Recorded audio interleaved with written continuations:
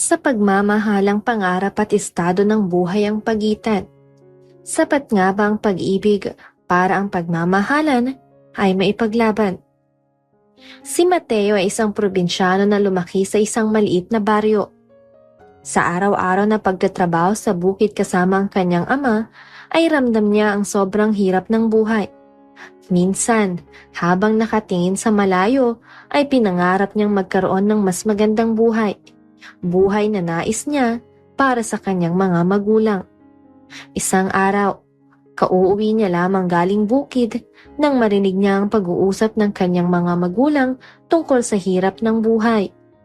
Dahil doon ay naisipan niyang magtrabaho sa Manila upang kumita at makaipon ng mas malaking pera. Mateo anak, kamusta ang araw mo sa bukid? Tanong ng nanay ni Mateo nang makita siyang nakatayo sa pinto. Hinarap ni Mateo ang kanyang ina at eksakto namang lumabas galing sa kanilang silid ang kanyang ama. Ito na ang tamang pagkakataon upang sabihin sa kanyang magulang ang kanyang desisyon. Ayos naman po, Nay. Medyo mahirap pero kaya pa naman. Nakangiting sabi ni Mateo. Anak, pasensya ka na kung ito lang ang buhay natin dito sa baryo. Mahirap. Mahirap talaga ang panahon ngayon. Malungkot na sambit ng kanyang ama. Iintindihan ko po, Tay. Kaya po, nais kong ipaalam sa inyo ang pasya kong magtrabaho na sa Manila. Sa Manila?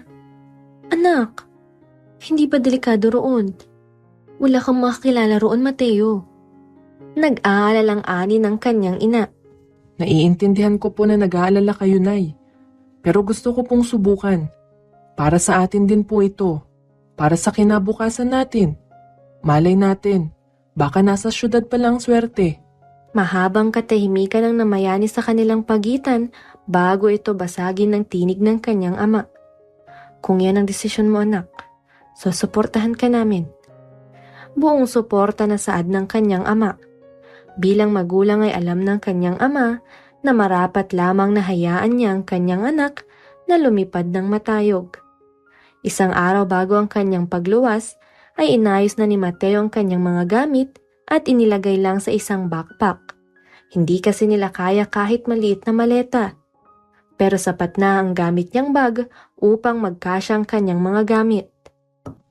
Nay, Tay, aalis na po ako. Pagpapaalam ni Mateo at kinuha na ang kanyang gamit. Mag-iingat ka anak ha. Lagi kang magdadasal at tumawag at mag-text sa amin. Sambit ng kanyang ina na emosyonal na. Alalahanin mo ang mga itinuro namin sa'yo. Huwag kang magpapadala sa tukso ng lungsod. Bilin ng kanyang ama na siya namang tinanguhan ni Mateo. Matapos ang mahabang biyahe ay nakarating na rin si Mateo sa lungsod ng Manila. Hindi na ito nag-aksaya ng oras at agad nang naghanap ng trabaho. Samot-saring establishmento ang kanyang tinungo hanggang sa inabot na siya ng gabi. Nagpalipas siya ng gabi sa isang iskinita at nang sumapit ang sumunod na araw ay muli niyang ipinagpatuloy ang paghahanap ng trabaho. Sa tiyagang maghanap ay napadpad si Mateo sa harap ng isang malaking mansyon. Tinitigan niya ang mansyon at sa likod ng kanyang isip ay nangarap siya na balang araw ay magkakaroon din sila ng bahay na kasing ganda ng nasa harap niya. Akmang lalampasan na ni Mateo ang mansyon nang mapukaw ng isang signage ang kanyang paningin.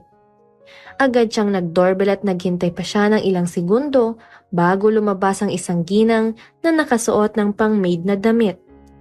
"O iho, anong sadya mo?" Tanong nito sa kanya. Magandang araw po. Nakita ko po kasi na hiring kayo. Gusto ko po sanang mag-apply bilang driver o kaya kahit katulong na lang po o kung ano man pong available na posisyon. "Pasensya na iho, hindi na kami hiring ng driver o ng katulong. Pero hiring kami ng hardinero. Kaya mo ba yon? Ayos lang ba yun sa'yo?" Opo. Ayos lang po yun sa akin. Kahit ano po ay ayos lang. Agaran niyang pagpayag. Pinagbuksan na siya ng tadhana sa isang trabaho kung kaya ay hindi na niya ito tatanggihan pa. "Huwag kang mag-alala, kahit hardinero ka lang ay matas ang sahod mo." Sambit ng ginang habang papasok sila sa loob ng mansyon. Sa loob ng mansyon ay lalong namangha si Mateo nang makita kung gaano ito kalawak. At ang mas nakapukaw pa ng atensyon niya ay ang mga nagagandahang disenyo at mga mamahaling gamit. Wala ang senyorita ngayon, kaya ako munang magigiya sa'yo. Marunong ka ba pagdating sa mga halaman? Tanong ng ginang sa kanya. Opo, sa probinsya po ako nakatira kaya naman ay maalam ako sa mga halaman. Mabuti naman. Kung ganon ay hindi na kita kailangang turuan pa sa tamang pag-aasikaso ng mga halaman. Ani ng ginang at ngumiti. Ito ang kwarto mo. May sariling banyo kaya hindi mo na kailangang lumabas. O siya, magpahinga ka na. Bukas magsisimula ka na. Bukas din ay papakilala kita sa mga kasamahan mo dito sa mansyon. Saad ng ginang bago umalis. Namangha naman ang binata kung gaano kalaki ang kwarto niya. Bilang isang laki sa hirap, ay napakalaki na ng kwarto para sa kanya. Malaya niyang iginala ang kanyang paningin sa kabuuan ng silid. Wala halos disenyo roon, ngunit kompleto naman ang mga gamit. Nang maupo siya sa kama ay dali-dali niyang ibinalita sa kanyang magulang ang pagkakatanggap niya sa trabaho. Habang inaayos ang kanyang gamit, ay magkahalong emosyon ang nararamdaman ni Mateo. Mayroong saya sapagkat may trabaho na siya. Mayroon ding lungkot dahil malayo siya sa mga magulang niya. At mayroon ding galak at kaba dahil sa panibagong yugto ng buhay na tatahakin niya. Kinabukasan, mahikab-hikab pang bumangon si Mateo mula sa kama. 4:00 pa lang ay gising na siya, ngunit nanatili pa siya sa kanyang silid dahil napakatahimik pa ng buong mansyon.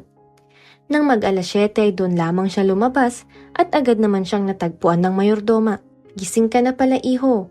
Halika't mag-almusal ka muna. Mamaya ay ipapakilala na kita. Ituturo ko na rin sa iyong hardin na pamamahalaan mo. Sige po. Pagsang-ayon ng binata dahil mula nang lumuwas siya sa Manila ay hindi pa siya nakakakain. Nang matapos sa pagkain ay agad siyang pinakilala ng ginang sa mga kasambahay, driver at guard sa mansyon na siyang mga magiging kasamahan niya. Si Manong Jeff ang siyang guard ng mansyon habang ang kambal na sina Darwin at Darwin naman ang mga driver. At ang isang katulong na kasakasama ng mayordoma sa mansyon ay si Anya. Hindi naman nakaligtas sa paningin ni Mateo ang malagkit na tingin ni Anya sa kanya. Nangaakit ang aura niya habang nakatingin kay Mateo.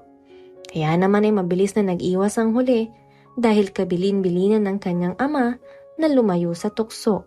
Matapos makilala ang mga kasamahan, ay nagtungo na sina Mateo at ang mayordoma sa may hardin.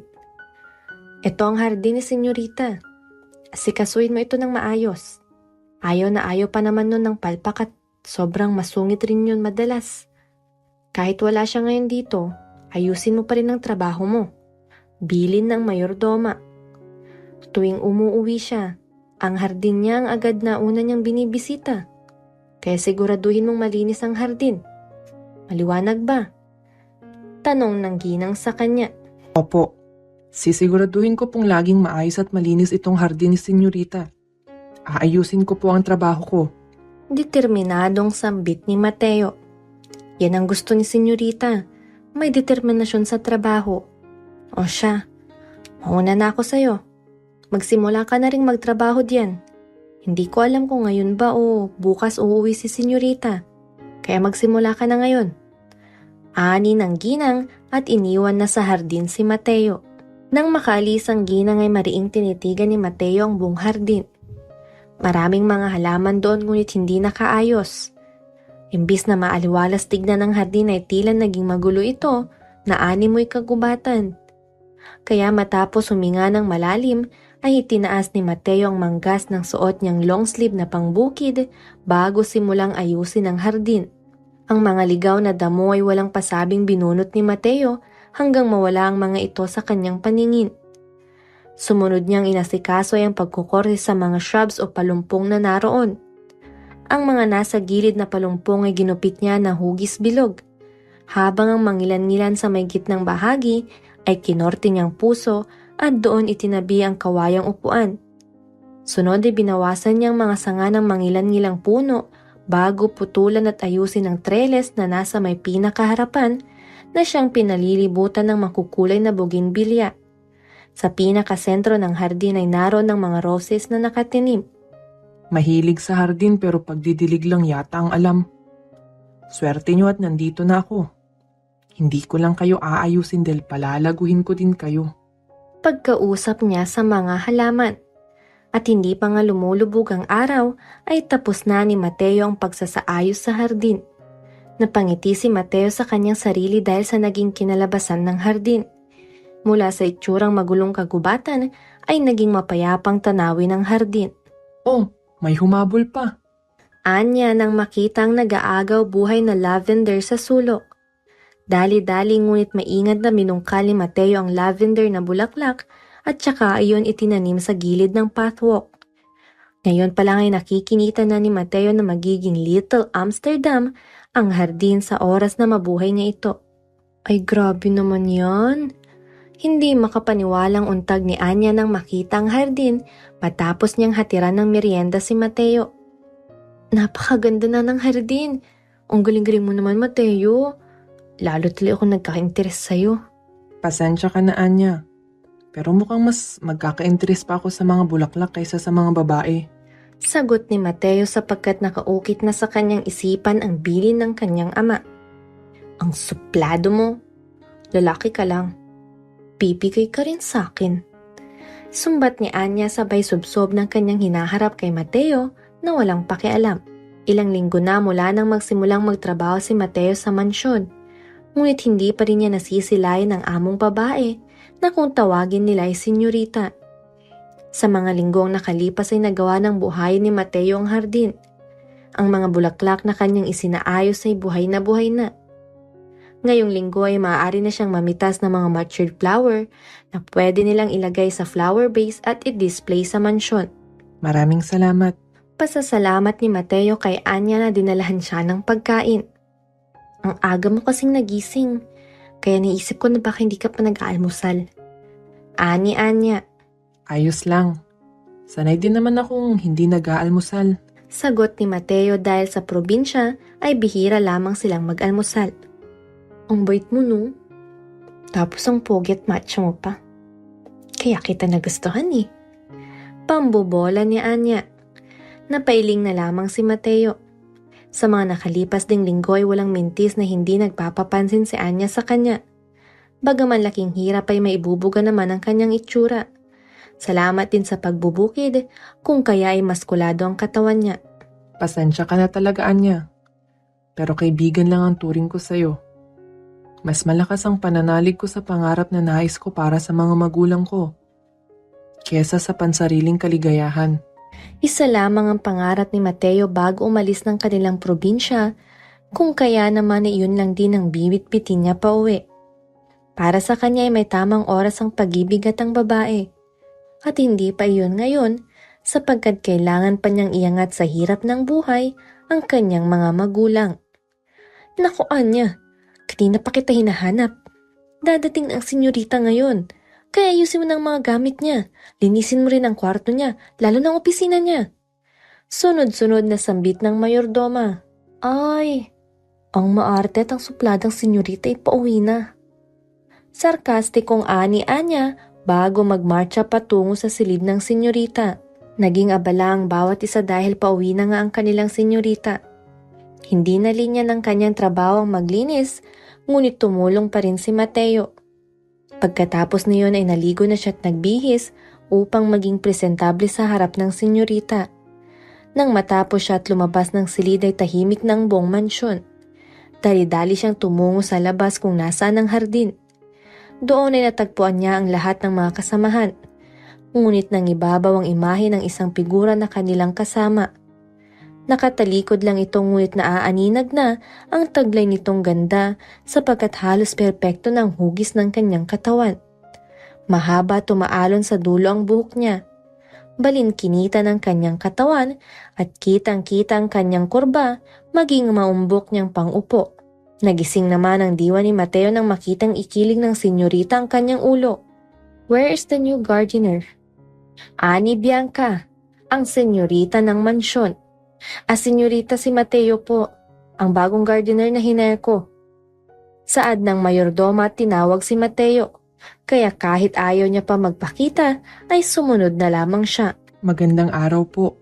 Kinakabahan at magalang na sabi ni Mateo. Hinagod ng tingin ni Bianca si Mateo mula ulo hanggang paa bago ito matamis na ngumiti. You did a good job. Komplimento niya. You can also drop the formalities. You can be casual to me like the others. Mukha namang nasa parehong edad lang tayo. Anya sa mababang tinig bago siya bumuntong hininga. Magpapahinga na ako, manang. Medyo pagod pa ako eh. Paalam niya bago lisanin ng lahat. Napabuga ng hangin ng lahat na animoy kanina pa nagpipigil ng hininga. Sinundan ng tingin ni Mateo ang senyorita hanggang sa maglaho na ito sa kanyang paningin. At gaya ng sinabi ng mayordoma ay nagsibalikan na sila sa kani-kanilang mga trabaho. Si Anya naman ay tinukso-tukso ng iba sapagkat hindi pa rin bumibigay si Mateo sa kanya. Si Mateo naman ay nakikitawa lamang. Hindi talaga siya bibigay sapagkat nasa isip niya ang bilin ng ama. Nasaan palang mga magulang ni Senyorita Bianca? Siya lang talagang nakatira rito sa kanilang mansyon? Kuryosong tanong ni Mateo habang nasa kalagitnaan sila ng pagkikwentuhan. Nasa ibang bansa. Nasa ibang bansa ang mga magulang ni Senyorita. Nakakaawa nga si Senyorita. Dahil sa isang taon, isang linggo lang ang mga magulang niya kung magbakasyon dito. Tuwing Pasko nga at Bagong Taon, nasa kwarto lang ang senyorita o hindi kaya't nasa opisina niya at nagtatrabaho. Kahit na maarte at suplada yan si senyorita, nakakaawa pa rin tuwing na maiisip kung wala siyang magulang na nakakasama. Ang pangit rin palang maging mayaman, no? Si Anya na hindi pa rin umaalis sa tabi ni Mateo. Oo rin, gaya ko. Hindi man ako laki sa yaman. Pero masaya naman ako dahil nariyan ang mga magulang ko. Minsan talaga, iba-iba ang uri ng yaman na mayroon ng tao. Wika niyang sinang-ayunan naman ni Anya. Sa araw na naroon sa mansyon ng senyorita ay palagian itong bumibisita sa hardin. Madalas ay nagbabasa ito ng libro habang nasa lilim ng mga puno. Habang si Mateo may sarili ring buhay na nag-aasikaso ng mga halaman. Paminsan-minsan ay nagkakaroon ng maliit na pag-uusap ang dalawa. Gaya na lamang ngayon. Pagbubukid lang ang trabaho at hanap buhay namin sa probinsya. Minsan ay hindi kami nakakakain ng 3 beses sa isang araw. Pero kahit papano ay masaya naman kami dahil kumpleto kaming pamilya. Kwento ni Mateo habang abala siyang inililipat ang mga bagong tubong halaman. Marahang napalunok si Bianca dahil sa kanyang narinig. Mapait siyang napangiti dahil sa kaunting inggit na naramdaman. Mabuti naman kung ganun. Dadagdagan ko ang sahod mo para mas malaki ang maipadala mo sa mga magulang mo. Mabait na sabi ni Bianca bago tumayo at umalis ng hardin. Naikiling ni Mateo ang kanyang ulo matapos mapanood ang pag-alis ng senyorita. Hindi niya alam ngunit pakiramdam niya ay nag-iba ang timpla ng mood nito matapos niyang sumagot. Napabuntong hininga na lang si Mateo at tinapos na ang ginagawa. Bago lumabas ng hardin ay natanaw ni Mateo ang mga bulaklak ng chrysanthemum. Mature na iyon at pwede nang pitasin. Sumagi naman sa isip ni Mateo ang silid opisina ng senyorita na may mabigat na aura. Kaya nang makaisip ng ideya ay agad na namitas si Mateo ng mga bulaklak. Nang makahanap ng paso ay agad ninayos ni Mateo ang bulaklak ng chrysanthemum doon at saka ito pumaroon sa silid opisina ng senyorita. Ngunit hindi pa man nakakapasok si Mateo ay narinig na niya ang mabigat na paghikbi ng senyorita mula sa loob. It's just a one deal, Mom. Isang deal lang naman ang hindi ko naisara. Bakit galit na kayo? Hindi naman mababangrap ang kumpanya dahil lang sa isang deal na hindi ko nagawa. Pagod na Anya sa kanyang ina. I'm tired, Mom. Kinabukasan ay hindi lumabas ang senyorita sa kanyang silid. Ayon sa mayordoma ay may sakit ito. Si Mateo naman ay nakatulala sa hardin habang nanunumbalik sa kanyang isipan ang narinig kagabi. Nang ilibot niya ang kanyang paningin sa hardin ay may natanto siya. Ang hardin na paborito ng senyorita ay puno ng mga bulaklak na mayroong mga malulungkot na istorya. Dahil doon may naisip siya. Sa sumunod na araw, nang makitang maayos na ang senyorita ay nilapitan niya ito. Senyorita, may gusto po sana akong sabihin. Ani Mateo. Ano yun, Mateo? Pakibilisan lang at may ginagawa pa ako. Saad ni Bianca sa supladang tinig. Aayain ko lang po sana kayo. Baka nais niyo pong mamili ng bagong uri ng mga bulaklak na pwede nating idagdag sa hardin ninyo. Suhestyon ni Mateo. Napaangatang tingin ni Bianca kay Mateo bago tignan ng isang maliit na notebook. Sige, sang-ayon nito. Ngayon na, this is only my free time. Anya at agad na tumayo sabay kuha sa kanyang bag. Dahil marunong naman magmaneho si Mateo, ay siya na ang pinagmaneho ni Bianca. Habang nasa biyahe sila ay casual lamang silang nag-uusap hanggang sa makarating sila sa flower shop na madalas ay bilihan ni Bianca.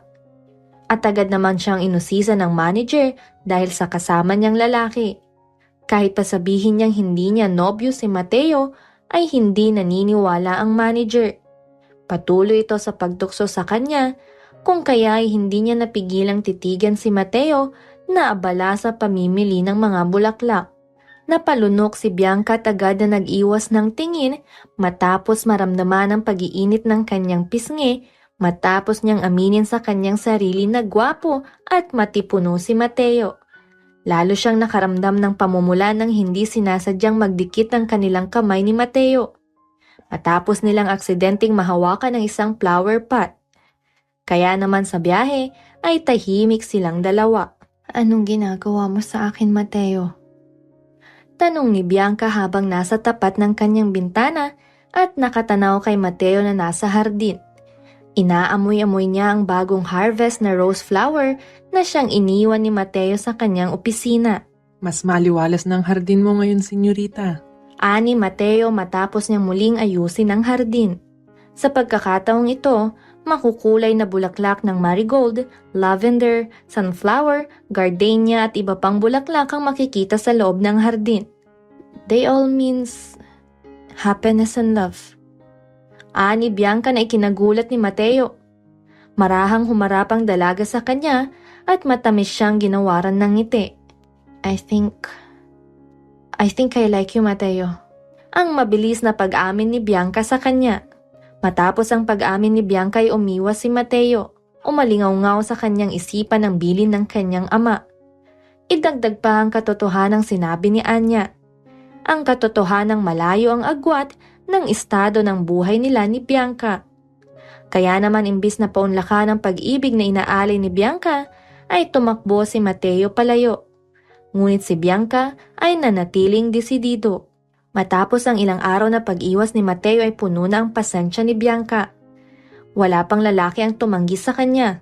At bilang laki sa yaman, sanay si Bianca na makuha lahat ng gusto niya. Kaya naman ay hindi papayag si Bianca na hindi makuha ang pag-ibig ni Mateo. Nang sumapit ang gabi, pinatawag ni Bianca si Mateo sa kanyang silid upang kausapin. Mateo, napansin ko lang, sobrang galing mo talagang mag-alaga ng mga halaman. Bakit kung sa akin mo rin ipamalas ang galing mo sa pag-aalaga? Napakurap-kurap si Mateo dahil sa prangkang sinabi ng senyorita. Pasensya na po, senyorita. Halaman lang po ang nasa kontrata ko. Pasimpleng pagtanggi niya. Hindi lang halaman ang gusto kong alagaan mo, Mateo. I want you to take care of me too. Sige po, senyorita. Aalagaan kita bilang amo. Sagot ni Mateo na ikinainis ng dalaga.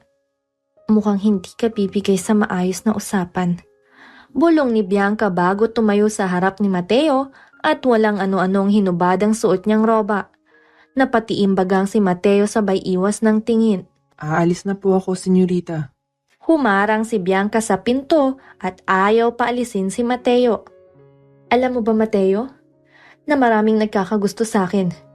Pero ikaw lang hindi nagpapakita ng interes. Ayaw mo ba talaga ako? O ayaw mo lang magpatukso? Nanatiling nakatingin sa malayo si Mateo. Trabaho po ang pinunta ko rito, senyorita. But I'm already offering myself to you. Sikmat ni Bianca sa impit na sigaw. Tagadilig ng halaman ang trabaho ko, senyorita. Hindi tagadilig ng amo. Pagbalik ni Mateo sa kanyang silid ay agad niyang pinunasan ang kanyang pawis. Nilunod niya ang kanyang sarili sa malamig na shower upang mapawi ang init na kanyang nararamdaman. Ngunit habang nasa ilalim ng tubig ay nanumbalik sa kanyang isipan ang imahe ni Bianca na halos wala ng saplot. Maging sa pagtulog ay iyon ang pabalik-balik na alaala sa kanya. Naglalaro sa kanyang isipan ang pagnanasa na mahagkanang dalaga at maramdaman sa kanyang palad ang mayayaman nitong dibdib. Mariin siyang napapikit ng maramdaman ang paninigas ng sensitibong parte ng katawan niya. Marahas siyang napabuga ng hangin at naupo sa gilid ng kama. Huwag kang bibigay, Mateo. Bulong niya sa kanyang sarili. Dahil alam niyang sa oras na maulit pa ang ganong tagpo, ay bibigay na siya. Sapagkat lalaki lang siya at natutokso rin. Napabalikwas ng tayo si Mateo nang marinig ang katok sa kanyang kwarto. Agad niya itong binuksan at bumungad sa kanyang magandang muka ng amo. Hindi pa siya nakakapagsalita, ay inanyayahan na ni Bianca ang sarili na pumasok sa silid nito. Ano pong ginagawa niyo dito, senyorita? Baka po may makakita sa inyo. Kinakabahang tanong ni Mateo. Wala akong pakialam. Sagot ni Bianca na ang titig ay nakakapaso. I will have you tonight, Mateo. Anya at mabilis na sinunggaban ng halik si Mateo. Mabilis na nawala sa isip ni Mateo ang bilin ng kanyang ama nang maramdaman na niya ang malambot na labi ni Bianca. Kumapit si Bianca sa leeg ni Mateo nang marahan siyang hapitin palapit ng binata. Malalim na ang gabi at ganon na rin ang lalim ng halik na pinagsasaluhan ng dalawa. Marahang humaplos ang malalaking kamay ni Mateo sa binti ni Bianca. Naglalakbay na iyon patungo sa tiyan ng dalaga nang makarinig sila ng isang katok. Mateo, gising ka pa ba? Tanong ni Anya mula sa labas. Agad na bumitaw si Mateo sa kanilang mainit na tagpo. Agad siyang napalayo sa dalaga na animoy napapaso ito. Mali ito, senyorita. Maling-mali. Dagdag niya at marahas na iginiya si Bianca para itago. O Anya, anong ginagawa mo dito? Tanong ni Mateo matapos buksan ang pinto. Samahan mo naman ako kumain. Hindi kasi ako nakasabay kumain sa inyo kanina eh. Wala tuloy akong kasabay. Sabi ni Anya at ngumuso pa. Walang pag-aalinlangang tumango si Mateo. Sige, tara. Sabay naman silang umalis sa kwarto at bumaba sa may kusina. Nainis naman si Bianca nang makitang pumayag ang binata. Naiinis tuloy siyang umalis sa pagkakatago at lumabas ng kwarto. Nakita niya pang masayang kumakain ng dalawa. Tila ba natauhan si Bianca dahil sa nangyari. Hindi siya makapaniwalang mabilis siyang ipinagpalit ni Mateo para lamang masamahan si Anya. Sa sumunod na araw ay agad na nanibago si Mateo dahil hindi niya maramdaman ang presensya ng senyorita. Aminado si Mateo na sa nakalipas na mga buwan ay nasanay na siya sa presensya nito. Gaya nga ng sabi ng mayordoma ay palagian itong nasa hardin. Kaya naman ay naging madali para sa kanilang dalawa ni Mateo na magkahulian ng loob. Ngunit sa hindi inaasahan ni Mateo ay mauuwi iyon sa isang pangyayaring hindi dapat mangyari. Manang, hindi pa rin po pagising si senyorita? Tanong ni Mateo. Hindi pa kasi nakitang bumaba ang dalaga. Umalis na siya. Nakapangbihis kung kahit siguradong may lakad siya. Iyon nga lang ay hindi nagsabi kung saan siya pupunta. Sagot ng mayordoma sa kanya. Ganun po ba? Sige po. Salamat po, Manang. Anya at nagtungo na sa hardin. Habang nasa hardin, abala si Mateo na nag-aasikaso ng mga bagong halaman ay nasa isip niya si Bianca at ang dahilan kung bakit ito biglang umalis ng walang paalam. Lumingon siya sa paligid at nakita niyang papalapit si Anya. May dalang baso ng malamig na juice. Hindi alam ni Mateo kung ginugutom lang ba siya ni Anya, pero sa nakalipas na buwan ay humupa naman na ang pagpapapansin nito sa kanya. Bagkus ay tila naging magkaibigan pa nga sila dahil kapwa sila galing probinsya at malayo sa kanika nilang pamilya. Mateo, para sa'yo. Sabay abot ni Anya ng juice. Salamat, Anya. Sagot ni Mateo sabay kuha ng baso. May sinabi ba si senyorita kung saan siya pupunta? Masama ang ipinukul na tingin ni Anya matapos ang tanong ni Mateo. Sira ulo ka ba, Mateo? Kung kay Mana nga hindi nagpaalam, sa akin pa kaya? Sarkastiko niyang sagot. Bakit? Namimiss mo ba siya? Hindi naman sa ganun. Nag-aalala lang ako sa kanya. Dahil walang nakakalam kung saan siya pumunta. Sagot ni Mateo. Pilit iniiwasan ang matanglawin na tingin ni Anya. Nang matanaw ni Mateo ang nag-iisang mature na bulaklak ng yellow rose, ay pinitas niya iyon at walang mali siyang ibinigay kay Anya. Walang mali siya rin iyong tinanggap ni Anya dahil matagal na rin niyang tanggap na hindi niya maaakit si Mateo. Ang hindi alam ng dalawa ay nasaksihan iyon ni Bianca. Matapos makita ang tagpong iyon ay tuluyan nang umalis si Bianca nang wala muling paalam. Hindi na bata si Senyorita Mateo. Paalala ni Anya. At bakit ka nag-aalala? Si Manang nga ay walang komento. Makabuluhang sabi ni Anya na nagpatikom ng bibig ni Mateo. Samantala si Bianca naman ay ilang linggo nang nasa isang beach resort na madalas nilang puntahan noong bata pa siya. Nais niyang mapag-isa at pakalmahin ang isipan. Sa ganitong pagkakataon ay sa hardin ang puntahan niya, ngunit ang nakita niya sa kanyang hardin ay maglalaro lamang sa alaala niya. Kaya naman ay pinili na lang niyang payapang dagat. Ang dagat na kasing lalim ng nararamdaman niya para kay Mateo. Sa pagdaon ng alon sa buhanginan na kanyang kinauupuan, ay nanumbalik sa kanyang isipan ang sinabi ni Mateo. Mariin siyang napapikit at unti-unting napaluha. Hindi niya matanggap sa sarili na hindi niya makuha ang pag-ibig ni Mateo. Hindi niya matanggap na mas pinili nito si Anya kaysa sa kanya. At lalong hindi niya matanggap ang agwat ng estado ng buhay nila na siyang rason ni Mateo kung bakit hindi nito magawang tanggapin ang pag-ibig niya. Napabuntong hininga si Bianca at napagtantong hindi na niya magagawang tibagin ng isang taong may prinsipyo gaya ni Mateo sapagkat ang pangarap niya para sa kanyang magulang ay kasing lawak ng dagat. Tumayo si Bianca nang sa wakas ay makapagpasa na siya. Alam niyang hindi kailanman magiging tama na pilitin niyang isang tao na gustuhin siya. Senyorita, si Manang nang makitang pagpasok ni Bianca sa loob ng mansyon. Ayos ka lang ba?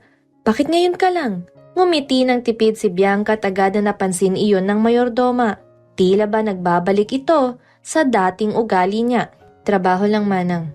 Tipid ding sagot ni Bianca. Gaya ni Manang ay nakisilip din ang lahat sa pagdating ng senyorita na kanilang hinihintay. Ngunit pinasadahan lamang sila ng tingin ni Bianca bago tumungo sa kanyang silid. Naku! Mukhang tumubulit ang sungay ng senyorita. Komento ni Anya. Anya, sikmat ni Manang sa kanya. Iyang dila mo. Masyadong matabil. Nang makarating sa kanyang silid ay hindi nakaligtas sa paningin ni Bianca ang maliit na vase na nasa kanyang bedside table. Mayroong 3 pirasong tangkay ng marigold ang naroon. Imbis na bigyang pansin ay binaliwala lamang iyon ni Bianca. Sa sumunod ngang araw ay naramdaman na ng mga nasa mansyon ang panunumbalik ng senyoritang kanilang nakagisnan. Bakit yan nandyan? Masungit niyang tanong nang makitang isang malaking antique vase sa gilid. Ilagay mo doon! Utos niya at natapos ang araw sa sunod-sunod na mga utos ni Bianca. Ano kaya ang nakain ng senyorita at nag-work from home siya? Si Anya na hinihilot ang kanyang braso dahil sa sunod-sunod na utos ni Bianca. Baka gusto niya lang manatili sa mansyon. Ilang linggo rin siyang hindi umuwi eh. Sagot naman ni Mateo na nagbubungkal dahil nais ni Bianca na magkaroon ng dwarf bamboo sa kanyang hardin. Pero may iba tayo. Ani-anya na patuloy sa paghilot sa kanyang balikat. Anong nangyari sa inyo? Parang hindi na kayo nagpapansinan ah. Parang di kayo close dati. O season ito. Teka, muling Anya, hindi ba... Ha? Baka ikaw ang dahilan kaya naging dragon na naman siya. Tunog na ninisi na Ani-anya. Eksaktong tapos na si Mateo sa kanyang ginagawa nang sabihin iyon ni Anya, kaya naman ay agad niyang dinaluhan ng dalaga at tinulungan ito sa paghilot sa kanyang balikat na umani ng nasasaktang ungol mula kay Anya. Wala ba kayong trabaho na dapat gawin? Hindi oras ng landian.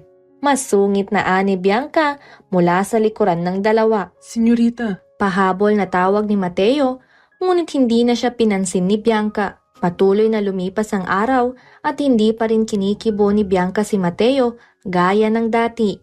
Masyado itong pormat sa tuwing magkaharap sila. At ang ganong pakikitungo ni Bianca ay hindi na matiis ni Mateo. Kinugulo ng pinagsaluhan nilang halik ang kanyang isipan. Kaya naman ay nagpasya na si Mateo na kausapin ang senyorita. senyorita, kailangan niyo ba ng tulong?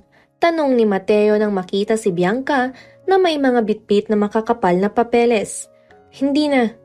Kaya ko na to. Walang emosyon na sagot ni Bianca. Pinanood ni Mateo ang senyorita sa pag-akyat hanggang tuluyan na itong naglaho sa kanyang paningin. Marahas na napabuntong hininga si Mateo bago tumungo sa hardin. Nang sumapit ang gabi at tahimik na ang mansyon, ay maingay naman ang isip ni Mateo dahil sa pakikitungo ng senyorita sa kanya. Lumabas siya ng kanyang silid at nakita ang pagpasok ni Bianca sa kanyang silid opisina. At tila ba nagayuma si Mateo dahil kusa na lamang humakbang ang kanyang paa pasunod sa senyorita. Sa kalagitnaan ng pagayos ni Bianca ng mga dokumento ay bigla siyang tinawag ni Mateo. Nagulat si Bianca sa pagpasok ni Mateo pero mas nangibabaw ang pagkasabik niya sa kanyang puso. Senyorita, may isang bagay akong gustong itanong sa'yo. Saad ni Mateo. Pwede bang maging casual sa pakikipag-usap sa'yo ngayon? Tumango si Bianca at tumingin kay Mateo. Ano ba yon, Mateo? May problema ba? Tanong ni Bianca na nagmamaang-maangan. Ikaw, Bianca. Anong problema? Parang iba na ang kilos mo ngayon.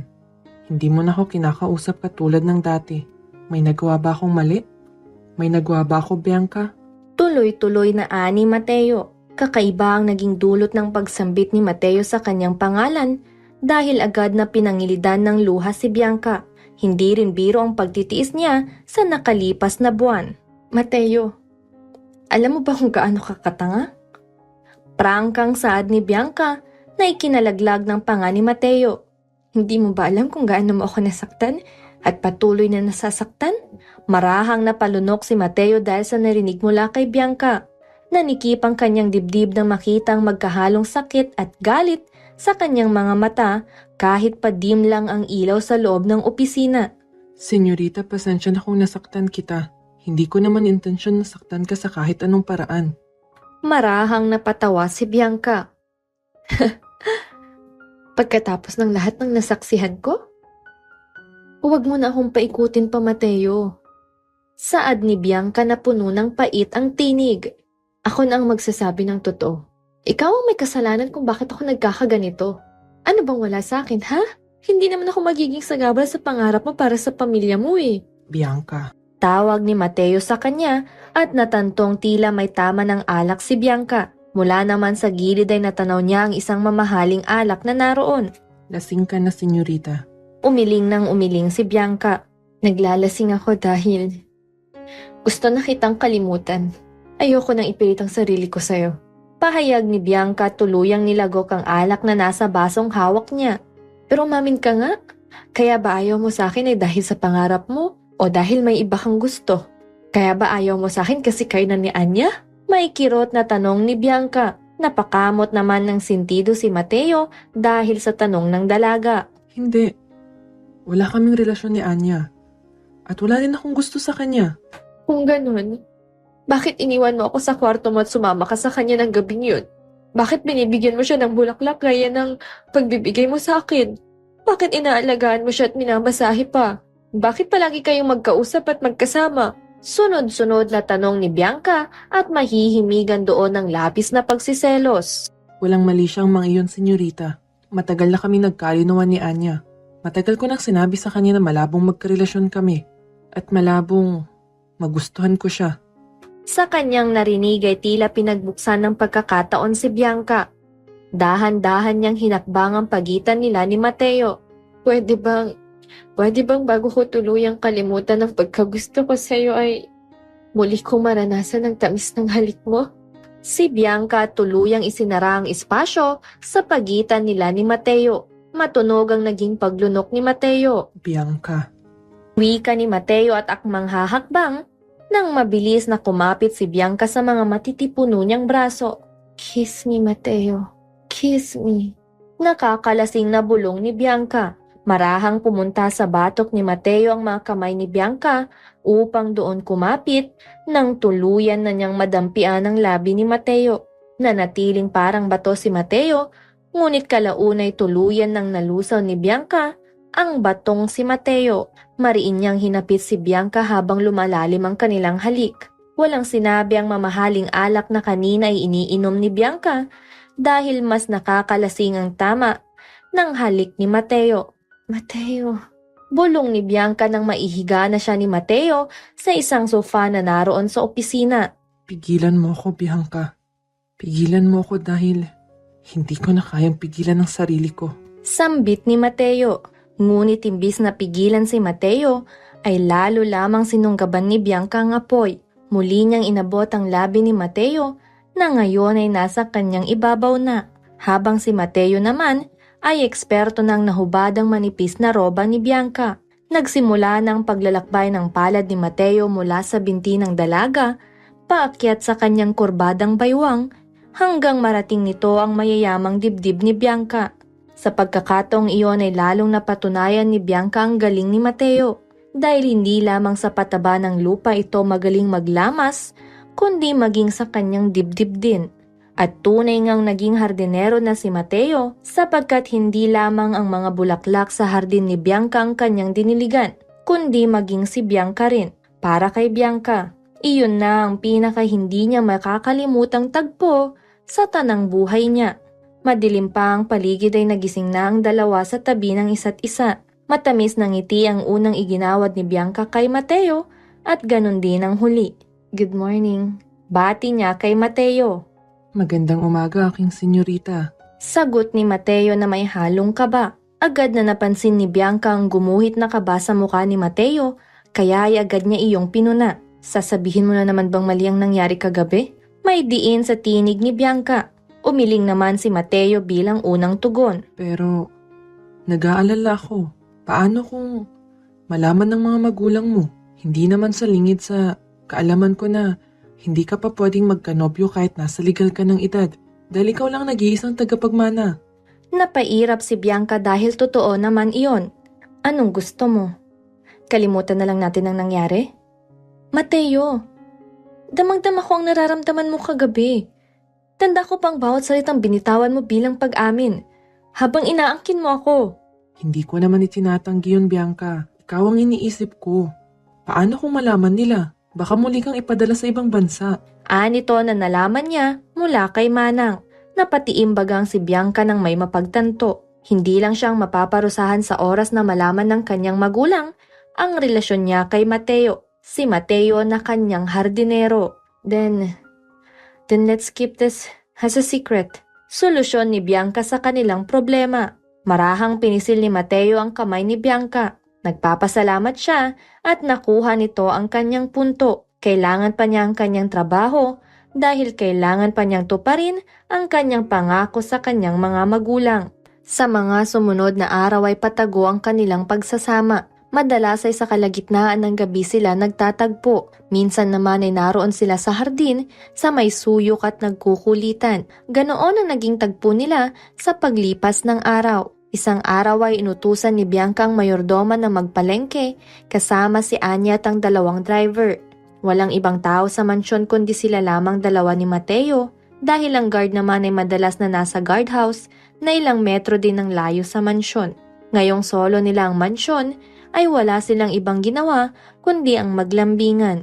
Nagtatawanan sila habang nagluluto ng kanilang sariling almusal. Habang nakaharap sa kanyang niluluto si Mateo, ay masuyong yumakap mula sa likod si Bianca.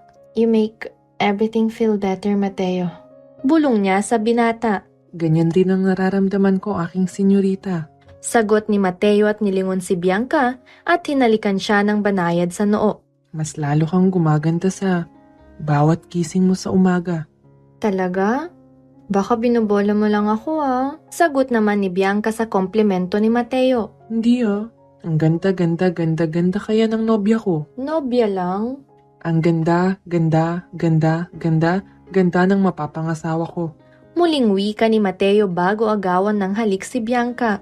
Nang dumating ang tao sa mansyon ay nagbalik na ang dalawa sa kanilang akto bilang mag-amo. Inabala ni Bianca ang kanyang sarili sa opisina at ganoon din si Mateo sa hardin. Nang sumapit ang gabi matapos ang hapunan at ang lahat ay tahimik na sa kani-kanilang silid, ay umakyat naman ang dalawa sa rooftop ng mansyon.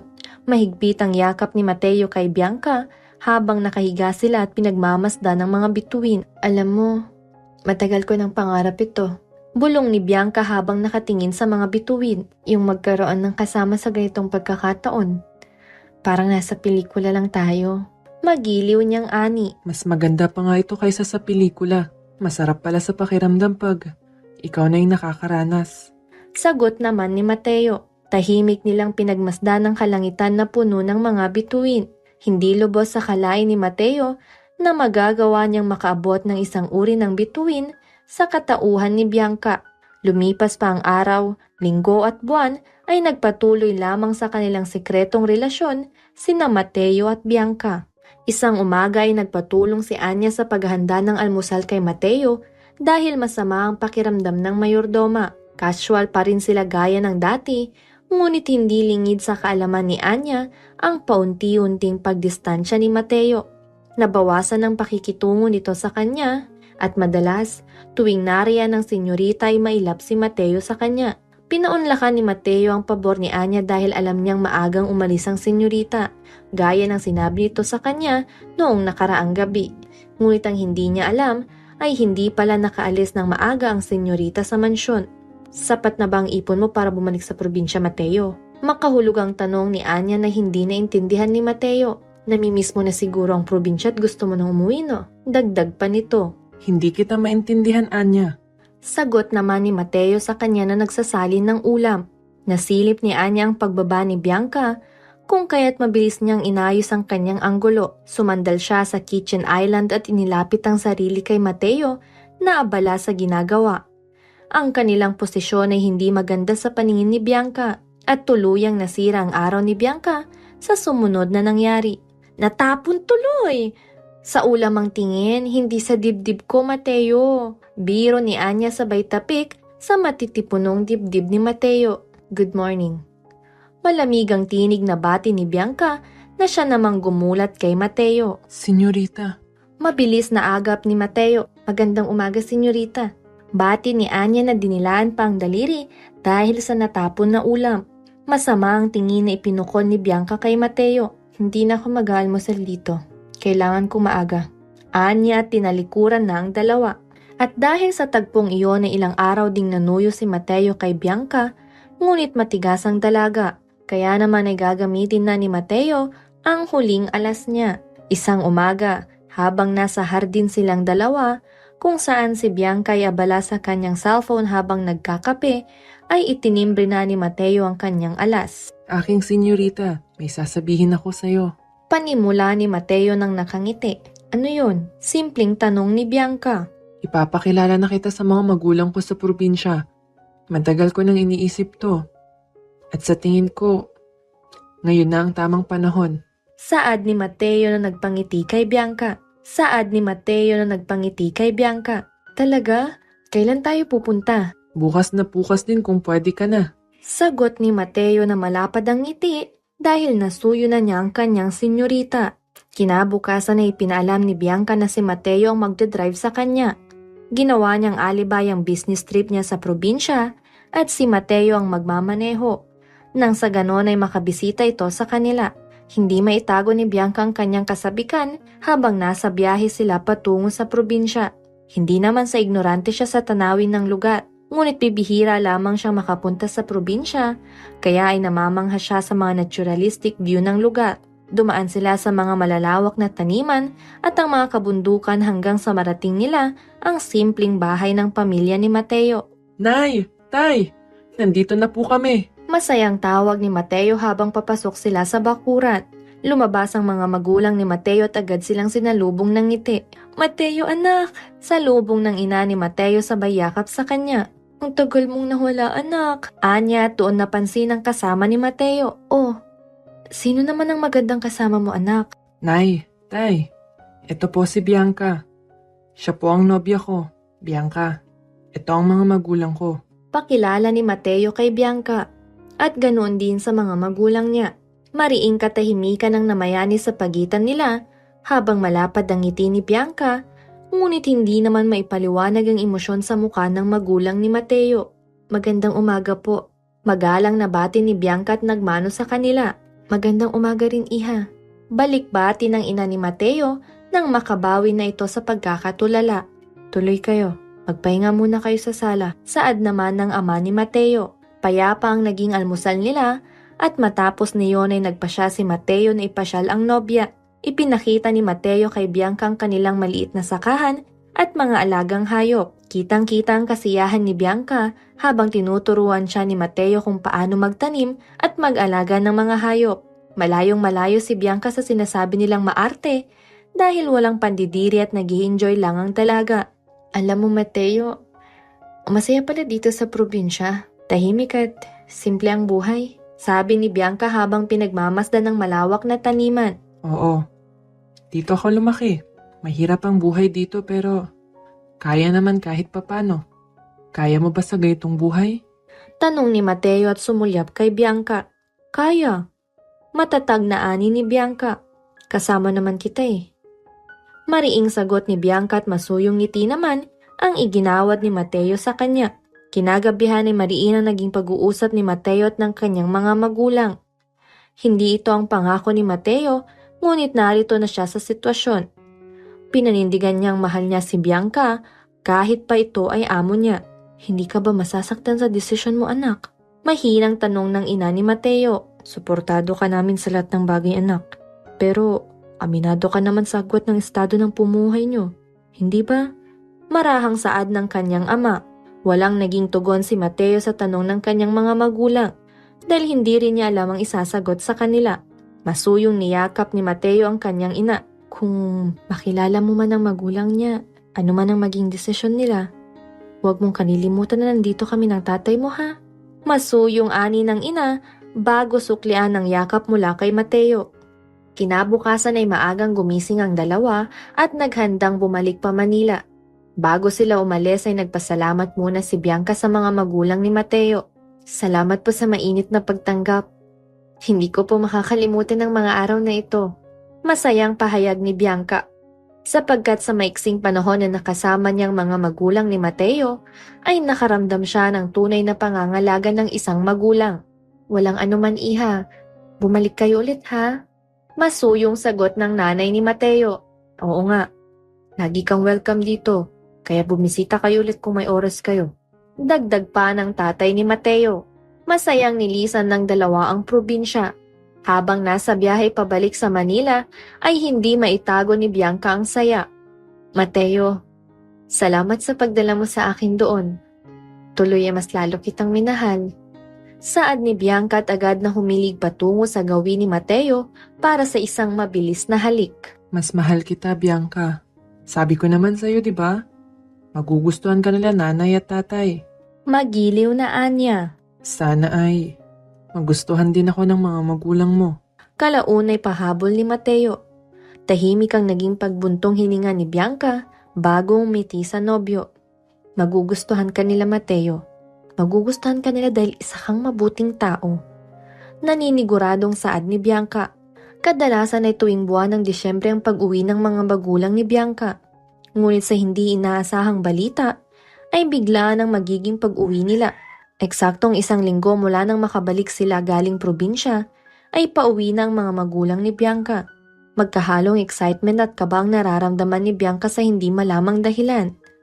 Si Mateo naman ay labis-labis ang kaba dahil makikilala na niya ang mga magulang ni Bianca. Bagaman napag-usapan na nila ng nobya na ipapakilala na siya nito bilang nobyo niya, ay hindi pa rin mapigilan ni Mateo ang mapaisip at mag-alala kung magugustuhan ba siya ng magulang ni Bianca, kung gugustuhin ba nilang isang probinsyanong laki sa hirap ang nobyo ng kanilang prinsesa. Mateo, kumalma ka. Magugustuhan ka nila mommy at daddy. Sigurado ako roon. Pag-aalo ni Bianca kay Mateo na tutok ang atensyon sa pagpapaganda ng hardin. Ano bang paboritong bulaklak ng mami mo? Para maipitasan ko na siya. Ani Mateo na bakas pa rin sa muka ang kaba, kaya inapailing na lang si Bianca. Isang munting salo-salo ang inihanda nila nang dumating ang magulang ni Bianca sa mansyon. Sa hindi inaasahang pagkakataon ay pinasalo nila ang lahat ng kanilang trabahante sa hapag. Magaan naman ang atmosfera ng hapagkainan dahil sa kwentuhan. Ngunit ramdam na ramdam ni Mateo ang mabigat na titig sa kanya. Sa tuwing ililibot ang paningin ay wala naman siyang nahuhuling nakatitig sa kanya. Kay ganda nitong bulaklak. Napakaganda ng ayos. Komento ng ina ni Bianca nang makitang isang pot bouquet sa kanilang silid. Palihim na napangiti si Bianca dahil isang score na iyon ni Mateo. Nag-abala ka pa talagang mamili nito. Kalaunay dagdag ng ina niya. Hindi ko binili yan, Mom. Sagot ni Bianca. Ginawa yan ni Mateo. Proud na anya. At nang makita ang pagtaas ng kilay ng ina, ay agad niyang pinasigundahan ang sagot niya. Siya ang bagong hardinero. Ah, I see. Simpleng saad ng ina niya. Marahang napalunok si Bianca sabay hugot ng lakas ng loob. Mom, may gusto nga pala akong sabihin sa inyo ni Daddy. Wika niya nang biglang tumunog ang kanyang cellphone. Ano ang sasabihin mo? Tanong ng kanyang ina matapos sagutin ni Bianca ang tawag sa kanya. I will tell you later, Mom. Kailangan ako sa opisina. Anya dahil sa isang urgent call. Maiwan ko muna kayo ni Daddy. Magpahinga muna kayo, Mom. Alam kong pagod pa kayo sa biyahe. I will be back later, okay? Nagmamadaling sabi ni Bianca bago lisanin ang silid ng ina. Mateo. Tawag ni Bianca sa nobyo nang makarating siya sa hardin. Halos hinihingal pa ito dahil tinakbo niya ang distansya ng hardin mula sa silid ng ina. I have an emergency call in the company. Imporma nito habang hinihingal. Pagbalik ko mula sa kumpanya mamaya ipapakilala na kita. Napalunok si Mateo nang maramdaman na naman ang kaba. Sige, mag-iingat ka ha. Huwag kang mag-alala. Pagod sa biyahe sina Mommy at Daddy. Panigurado ay hindi sila lilibot sa mansyon. Ani Bianca at mabilis na ginawaran ng halik si Mateo bago iwan sa hardin. Lalong napataas ang kilay ng ina ni Bianca dahil sa nakita. Napabuntong hininga ito bago sulyapan ang pot bouquet. Nang makaalis si Bianca ay agad na inabala ni Mateo ang kanyang sarili sa hardin. Wala naman nang masyadong gagawin sa hardin dahil napapanatili niya iyong malinis araw-araw, ngunit upang may wala ang kabang nararamdaman ay kailangan niyang maging abala. Binungkal niya ang lupa mula sa mga plant box upang makahinga ang mga ugat ng halaman. Ginawa niya iyon sa lahat ng plant box na naroon, kung kaya ay hindi niya naramdaman ang mapanuklaw na tingin na ipinupukol sa kanya. Maging ang pagdating ni Anya ay hindi niya rin naramdaman dahil sa pagiging abala. Mateo! Pang-ikatlong tawag ni Anya kay Mateo sabay hampas sa likod nito. Anya, bakit ka nangahampas? Gulat na tanong ni Mateo. Kanina pa kita tinatawag, Mateo. Wala ka bang naririnig? O masyadong malakas ang kabog ng dibdib mo at nabibingi ka na? Makahulog ang tanong ni Anya na animoy nakikita ang kaba ni Mateo. Hindi. Nakafocus lang kasi ako sa ginagawa ko. Sagot ni Mateo bago siya panlitan ng mata ni Anya. Mabigat ang naging pagbuntong hininga ni Anya. Kailan pa? Tanong niyang ikinakunot noon ni Mateo. Umirap naman si Anya dahil sa reaksyon ni Mateo. Kailan pa nagsimula ang relasyon niyo, senyorita?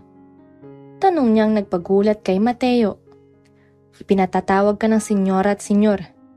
Imporma niyang halos magpaputi sa labi ni Mateo. Ngayon na? Tumango naman si Anya bilang sagot. Huwag mo kong sisisihin kung ano man ang mangyari ngayon ha. Saad ni Anya. Hindi ako nagkulang sa pagpapaalala sa iyo, Mateo. Anya at malungkot na iniwan ng binata. Magalang ang naging pagbati ni Mateo sa mag-asawa nang makarating siya sa silid opisina ni Bianca kung saan naroon ang mga magulang nito. Malamig sa silid ngunit pinagpapawisan siya dahil sa kakaibang pakiramdam. Masyadong mabigat at mataas ang aura ng mag-asawa. Nagsusumigaw ang kanilang yaman sa uri pa lang ng pagkakaupo nila. Mateo, alam namin ang tungkol sa relasyon mo kay Bianca. Walang pakundangang sabi ng ina ni Bianca. Mahabang katahimikan ang namayani sa kanilang pagitan at tanging ang paghigop ng ama ni Bianca sa kanyang kape ang bumasag doon. Hindi alam ni Mateo kung aamin ba siya o mananatiling tikom ang bibig niya. Umalingaw sa kanyang isipan ang katotohanang sinabi ni Anya na para lamang sa mayaman ang mayaman at ang mahirap ay sa mahirap. Senyora, Ang tanging nasambit ni Mateo. Buo na ang kanyang loob. Ipapakita niya sa magulang ni Bianca na tunay ang pagmamahal niya para sa dalaga. mahal ko po si Senyorita Bianca. Buong puso niyang pag-amit.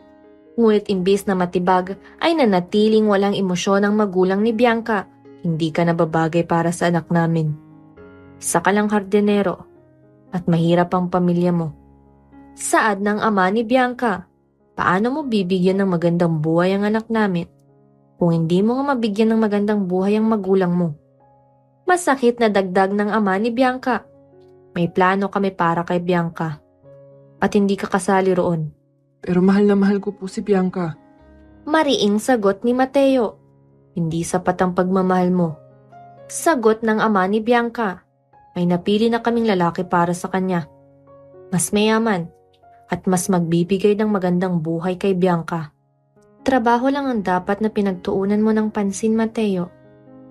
Mariing saad ng ina ni Bianca. Hindi mo na dapat pang pinasok ang buhay ng anak namin. Dagdag nito, ayusin mo ng mga gamit mo. Simula sa oras na ito ay tanggal ka na sa trabaho. Ihahatid ka ni Tonyo kaya dapat ay makaalis ka na bago pa dumating si Bianca. Tuloy-tuloy na ani ng ina ni Bianca. At huwag ka nang magpapakita pa kay Bianca kung ayaw mong mawala ang nag-iisang taniman ng inyong pamilya. Wala nang nagawa si Mateo kundi ang sundin ang utos ng mga magulang ni Bianca. Bagamat masakit sa loob niya, alam niyang kailangan niyang isakripisyo ang kanyang kaligayahan para sa kinabukasan ng minamahal niya. Wala rin siyang yaman na may pagmamalaki. Tama ang ama ni Bianca. Hindi sapat ang pagmamahal niya upang ipaglaban ang pag-iibigan nila. Masakit na pinanood ng mga kasamahan niyang trabahante si Mateo habang paalis ito ng mansyon. Maiksi lamang ang naging pagpapaalam niya sapagkat minamadali na siyang makaalis bago pa dumating si Bianca. Noong araw na nagtungo sila sa kanilang probinsya, ay mayroong ipinadalang tauhan ng magulang ni Bianca upang sindan sila. Kung kaya't kahit nasa ibang bansa, ay nagawa nilang malaman ang tagong relasyon ng dalawa. Patawad, Nay. Tay. Mahinang saad ni Mateo nang makauwi na siya sa kanilang munting bahay. Patawad at hindi ko na isakatuparan ang aking pangako sa inyo. Huwag mo nang alalahanin iyon, anak. Sapat naman na ang ipon natin upang kahit papano ay makapagsimula ng malit na negosyo. Pag-aalo ng ina ni Mateo. Mahirap man tanggapin, anak. Ngunit ito ang katotohanan. Minsan ay hindi sapat na mahal mo lang ang isang tao. Makabuluhang ani ng ama ni Mateo. Dito ka na lang, anak. Walang magmamalit sa'yo rito. May pait na dagdag ng kanyang ama. Hindi na kailangan pang hanapin ni Bianca si Mateo sa mansyon. Salamat kay Anya na isiniwalat ang nangyari kahapon. Mahal ko si Mateo. Mariin niyang sambit sa harap ng kanyang magulang. Hindi mahalaga sa akin kung ano ang trabaho niya. Ang mahalaga ay mahal namin ang isa't isa. Dagdag pa ni Bianca. Anak, hindi sapat ang pagmamahal sa lahat ng bagay. May plano kami para sa'yo. At hindi kasali doon si Mateo. Sagot ng kanyang ina. Umiling ng umiling si Bianca bilang hindi pagsang-ayon sa kanyang mga magulang. I never once disobey you, Mom and Dad. But this time, I'm sorry. Si Mateo? Siya at siya lang ang pakakasalan ko. Anya at iniwan ng mga magulang. Hindi nagpapigil si Bianca at agad siyang nagtungo sa probinsya upang hanapin si Mateo. Nang makarating sa harap ng kanilang bahay, ay dali-daling tinawag ni Bianca si Mateo. Bianca, bakit ka nandito? Tanong ni Mateo na halatang nag-aalala. Mahal na mahal kita, Mateo. Handa akong talikuran ng hagisnan kong pamumuhay para sa'yo. Buong puso na pahayag ni Bianca. Pero paano ang mga magulang mo? Muling tanong ni Mateo. Kung talagang mahal nila ako, susuportahan nila ako kung saan ako sasaya. Ikaw ang mahal ko, Mateo.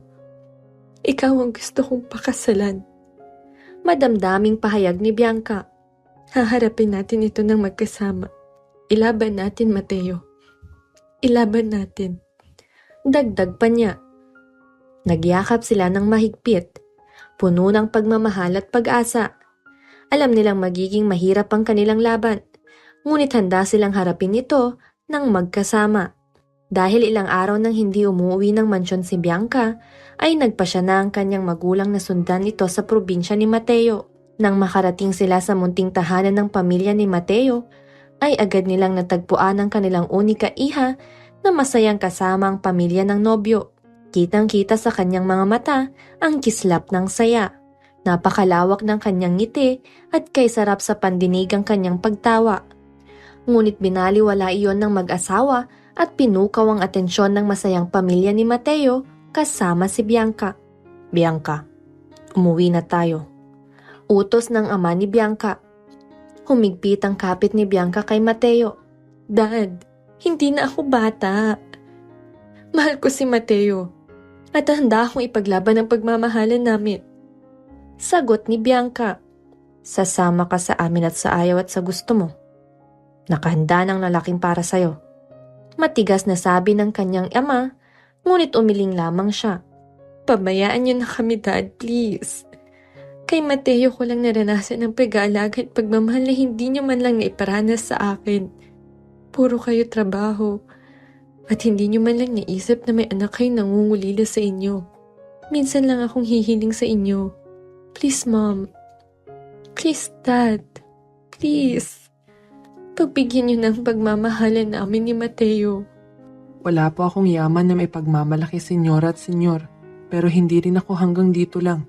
Magsusumikap ako para sa pamilya ko. At para sa kinabukasan namin ni Bianca. Hindi ko man maibigay sa kanyang naibigay ninyo. Ngunit sisiguraduhin ko ring hindi niya mararanasan ang hirap na naranasan ko. Buong pusong pahayag ni Mateo ng may pagsusumamo. Walang batong puso sa magulang na tunay ang pagmamahal sa anak. Habang nakikitang pagluha ni Bianca at ang determinasyon sa mata ni Mateo, ay napagtanto ng dalawa na hindi nila kayang hadlangan ang tunay nilang pagmamahalan. I'm sorry for everything, anak. I'm sorry, Mateo. Paghingi ng tawad ng ina ni Bianca. Please take good care of our daughter. Dagdag niya at agad siyang niyakap ni Bianca. You have our blessing now. Pahayag ng ama ni Bianca na lalong ikinaluhan ng dalaga. Alagaan mo ang anak ko, Mateo. Please don't make her cry. Dagdag pa nito. Aalagaan at hinding-hindi ko po sasaktan si Bianca. Pangako ni Mateo sabay higpit ng hawak sa kamay ni Bianca. Matapos makilalang magulang ni Mateo, ay agad ding nagpaalam ang magulang ni Bianca upang lumuwas pabalik sa Manila. Hinayaan ng magulang ni Bianca ang kanilang anak na namnamin ng mapayapang buhay sa probinsya. Nang sumapit ang buwan ng Disyembre, sa araw ng Kapaskuhan, ay nakatanggap ng magandang regalo sina Bianca mula sa kanyang magulang. Iyon ay ang pagkakamana niya sa kanilang mga business sa Pilipinas. Habang si Mateo naman ay tuwang-tuwa na makitang tapos na ang ipinagawang coffee shop. Ang unang pundar niyang negosyo matapos niyang makaipon mula sa pagiging hardinero sa mansyon nila Bianca. Isang araw habang patungo sila sa coffee shop ay nakakita sila ng isang magandang lote na pwedeng pagtayuan ng bahay. Mahal, tignan mo yung lote oh. Parang perfect para sa ating pangarap na bahay. Bulong ni Bianca kay Mateo. Oo nga. Tanaw na tanaw ang pagsikat ng araw sa pwestong yan. Halika't mag-inquire tayo. Pag-aya ni Mateo sa asawa. Nang malaman ang presyo ay dali-dali nilang tinignan ang sariling ipon at nang malamang kaya nilang bilhin iyon ay agad na nilang binili. Sa pagsulong ng araw ay unti-unti nilang sinimulang ipatayo ang pangarap nilang bahay. Ang bahay na hindi lang simpleng tahanan, kundi magiging simbolo rin ng kanilang pagmamahalan. Nang sa wakas ay natupad na ni Mateo ang kanyang pangakong marangyang buhay para sa kanyang magulang, ay ang pangako na rin niya kay Bianca ang kanyang tinupad. Sa sumunod na taon, sa mismong loob ng hardin ni Bianca kung saan nagsimula ang lahat, ay pinakasalan niya ang kanyang hardinero. Ang hardinerong nagtanim ng pag-ibig sa kanyang puso. At dyan na po nagtatapos ang ating kwentong pag-ibig. Kung nagustuhan mo ang kwento, please leave a like, comment, share, and pakisubscribe na rin ang ating YouTube channel. Ito po ang Miss Tini Stories. Hanggang sa muli, maraming salamat. Paalam!